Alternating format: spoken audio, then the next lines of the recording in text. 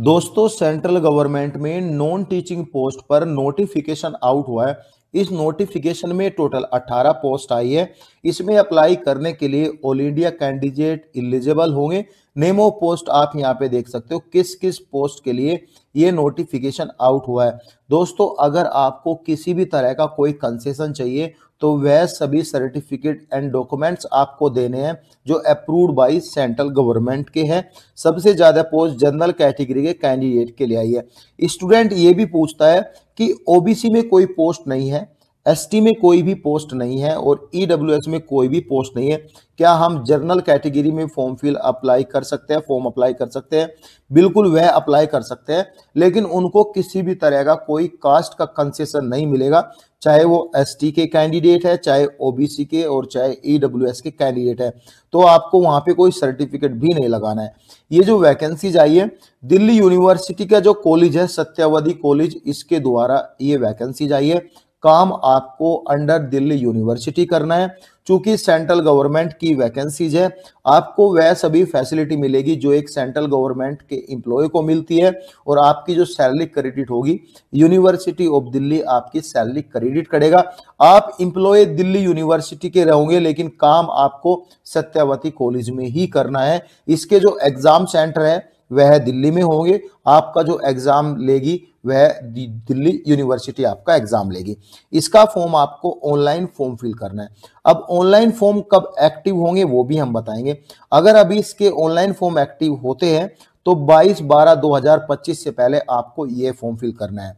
अगर अभी एक्टिव नहीं होते हैं तो आपको वेट करना है उस एडवर्टीजमेंट का जो एम्प्लॉयमेंट न्यूज में पब्लिक होगा और उस डेट से लेके 14 दिन के अंदर यानी 2 वीक के अंदर यह फॉर्म फिल आपको करना है ऑनलाइन। ठीक है, नेम ऑफ पोस्ट आप यहां पे देख सकते हो। देखो यहां पे सीनियर पर्सनल असिस्टेंट है और यहां पे सीनियर असिस्टेंट है। कुछ पोस्ट ऐसी है जिसमें यहां पे एक्सपीरियंस भी मांगा है। जो यहाँ पे जूनियर की पोस्ट है, इवन गाइज यहाँ पे ये अटेंडेंट एंड असिस्टेंट की पोस्ट है, इनके लिए कोई एक्सपीरियंस नहीं है। तो यहाँ पे पे लेवल आप देख सकते हो किस किस पे लेवल पे आपको यहाँ पे सैलरी दी जाएगी और यह पे लेवल एज पर 7 सीपीसी रहेगा। अभी 8th पे कमीशन लागू होने में टाइम लग जाएगा, अप्रूवल भी लेने पड़ेंगे, तो लगभग 2 साल आपके लग जाएंगे। जो एरियर आएगा वह गवर्नमेंट के ऊपर डिपेंड होगा कि उसको एरियर देना है या नहीं देना है। यहाँ पे जो पोस्ट आई है यहाँ पे नेम ऑफ पोस्ट आप देख सकते हो। सबसे ज्यादा पोस्ट जो है जूनियर असिस्टेंट की 5 पोस्ट है और गाइज यहाँ पे लाइब्रेरी अटेंडेंट की 8 पोस्ट है। तो यहाँ पे सभी में बाकी एक एक पोस्ट यहाँ पे आई है। अब कैंडिडेट को जो है यहाँ पे ध्यान देना है इसकी एलिजिबिलिटी क्राइटेरिया पे, किसकी एलिजिबिलिटी क्राइटेरिया क्या है और उसको ध्यान में देके आपको अप्लाई करने हैं, क्योंकि यहाँ पे फी जो है वो रिफंड नहीं होगी। यहाँ पे आप एक से ज्यादा पोस्ट के लिए अप्लाई कर सकते हैं, लेकिन आपको जो फी है एंड फॉर्म है वह सेपरेटली यहाँ पे भरना है और फी भी आपको सेपरेटली पे करनी है। क्वालिफिकेशन के बारे में यहाँ पे हम ज्यादा फोकस करेंगे क्योंकि थोड़ा ट्रिकी क्वालिफिकेशन दिया हुआ है। देखो एसेशनल क्वालिफिकेशन क्या बोलता है, जो जरूरी होता है वही होता है इसका एसेशनल क्वालिफिकेशन। यहाँ पे सीनियर पर्सनल असिस्टेंट के लिए आपका सबसे पहले तो बैचलर डिग्री होना जरूरी है। ठीक है, दूसरे केस में आपके पास 3 साल का एक्सपीरियंस होना जरूरी है। एज ए पर्सनल असिस्टेंट पे लेवल आपका होना चाहिए 6 और 5 पे लेवल एज ए स्टेनोग्राफी का आपका यहाँ पे होना चाहिए। ठीक है, पे लेवल 4 इन स्टेनोग्राफी और पर्सनल असिस्टेंट यहाँ पे जो है 6 to 5 ईयर यहाँ पे ये होना चाहिए एज ए पर्सनल असिस्टेंट। तो आप जो है यहाँ पे यूनिवर्सिटी में काम किया या फिर किसी रिसर्च एस्टेब्लिशमेंट में काम किया है, यानी किसी यूनिवर्सिटी में काम किया, जैसे यहाँ पे ये फॉलो रिसर्च रहते हैं, और सेंट्रल स्टेट गवर्नमेंट या पीएसयू में काम किया है, अभी किसी भी ऑटोनोमस बॉडी में काम किया है और आपने किसी प्राइवेट ऑर्गेनाइजेशन में काम किया, जब भी अप्लाई कर सकते हो। देखो यहाँ पे दिया नहीं है, लेकिन सेंट्रल गवर्नमेंट के नॉर्म्स एंड कंडीशन क्या बोलता है कि जिस प्राइवेट ऑर्गेनाइजेशन में आपने काम किया है उसका साल का टर्नओवर 200 करोड़ का होना चाहिए, जब भी आप इसमें अप्लाई करने के लिए एलिजिबल होंगे। कैंडिडेट की प्रोफिशिएंसी भी टेस्ट होगी। स्टेनोग्राफर स्पीड यहाँ पे 120 वर्ड पर मिनट इंग्लिश और 100 वर्ड पर मिनट यहाँ पे हिंदी में होगी। ये सब चीज आप देख लेना जब सिलेबस की डिटेल आएगी, जब हम आपको बताएंगे नेक्स्ट वीडियो में कि सिलेबस यहाँ पे क्या रहेगा।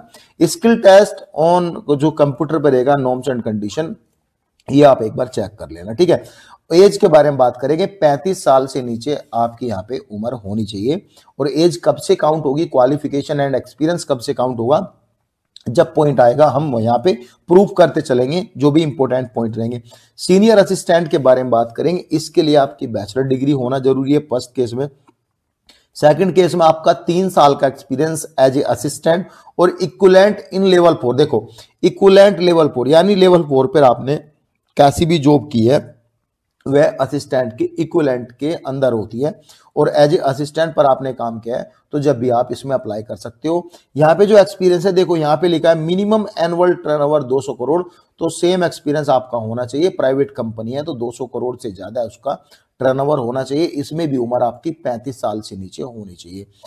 असिस्टेंट के बारे में बात करेंगे, यहाँ पे बैचलर डिग्री होनी चाहिए फर्स्ट केस में, 2 साल का एक्सपीरियंस भी होना चाहिए। जूनियर असिस्टेंट या फिर इक्विवेलेंट आपका होना चाहिए। यहाँ पे पे लेवल नहीं दिया, एटलीस्ट पे लेवल 2 तो आपका होना चाहिए। इसमें आपकी इंग्लिश में टाइपिंग स्पीड होगी 35 वर्ड पर मिनट और हिंदी में टाइपिंग स्पीड होगी 30 वर्ड पर मिनट। दोनों में से आपको एक में करनी है।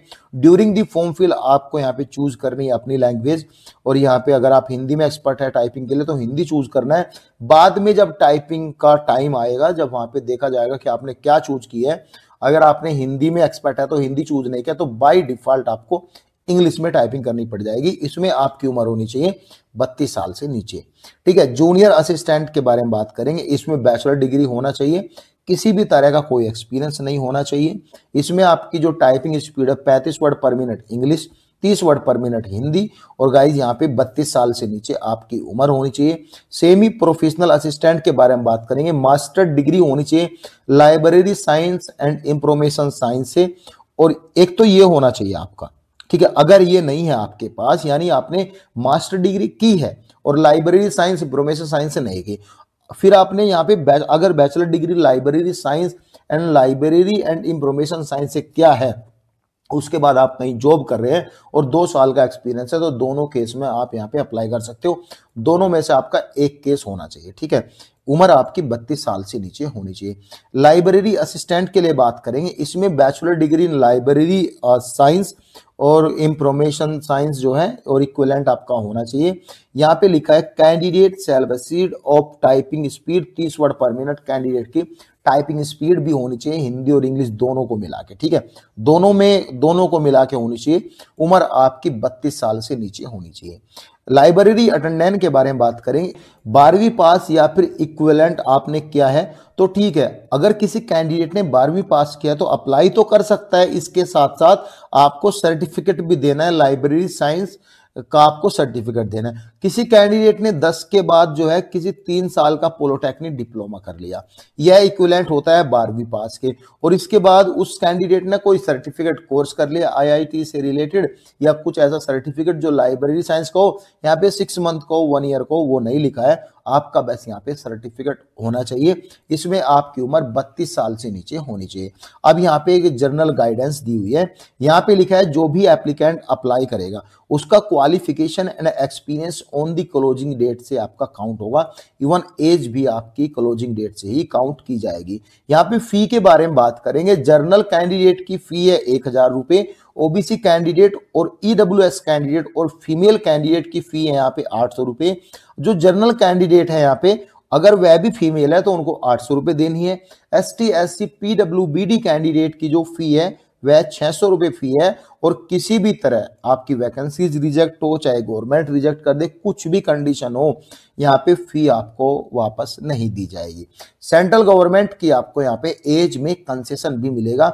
एसटी कैंडिडेट को मिलेगा 5 साल की छूट, यानी जो उम्र दी हुई है उसमें 5 साल और आप ऐड करके चलो, और ओबीसी कैंडिडेट को मिलेगा यहाँ पे 3 साल की छूट, जो उम्र दी हुई है उसमें 3 साल और ऐड करके चलो, जो मैंने ऊपर बताया। मिनिमम कम से कम एज आपकी 18 साल होनी चाहिए, लेकिन आपको अगर किसी भी तरह का कोई कंसेशन देना है, आपको वह सेंट्रल गवर्नमेंट का सर्टिफिकेट देना है एज का। जॉब आपकी परमानेंट रहेगी, written exam, interview, skill test and documents verification के थ्रू आपकी जॉब लगेगी, यानी ये पूरा प्रोसीजर है यहाँ पे। और गाइज यहाँ पे कास्ट का सर्टिफिकेट को डिटेल में दिया गया है कि इस फाइनेंशियल ईयर का आपका होना चाहिए। बाकी डिटेल यही है, और ये सभी चीजें आपको जो है टेलीग्राम पर इंफॉर्मेशन मिल जाएगी और इसका सिलेबस भी आपको वहीं पे मिल जाएगा। कुछ भी डाउट हो तो आप जो है इस मेल आईडी पर मेल कर सकते हो और हमें भी कमेंट कर सकते हो। Thank you so much guys.